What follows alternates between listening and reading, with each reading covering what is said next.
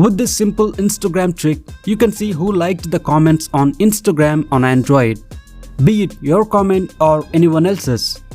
You simply go to the comment you want to check and long press the heart symbol which is at the extreme right. That's it. Now you can see all the people who liked that comment. The second Instagram trick lets you see multiple posts or pictures of a single Instagram post easier and faster. All you need to do is long press on these dots under the post and swipe left and right to navigate through multiple posts faster. Next, we got two super cool Android camera tricks that you may not know about. The first trick lets you capture videos even when you are in photo mode. You simply have to long press the shutter button to capture videos even when you are in photo mode. And if you slide down the shutter button, it captures burst shots until you release it. You can also capture a live GIF by sliding down the shutter button.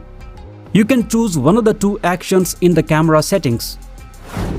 With this next handy trick, you can switch between your Google accounts on pretty much all Google apps by simply swiping up and down on the profile icon. This works on almost all Google apps such as Play Store, Gmail, Google Drive, etc. This Android hack allows you to lock any app without a password. As you can see, as soon as the app is launched, it will return to the home screen. To do this, you need an Android automation app called Macro Droid. Simply launch the app, go to Templates, search for App Lockout, add it to the macros and allow the required permissions. Now go to the macros section, tap on the macro, tap on the trigger section, tap on Configure, double tap on the OK button and add the apps you want to lock without a password and save the changes. You can add as many apps as you want like this. After adding the apps, tap on the screen off action and configure it to screen on so your phone won't be locked when you launch those apps. That's it.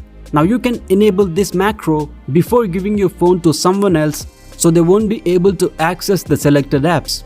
Whenever they launch any of the selected apps, they will return to the home screen like this.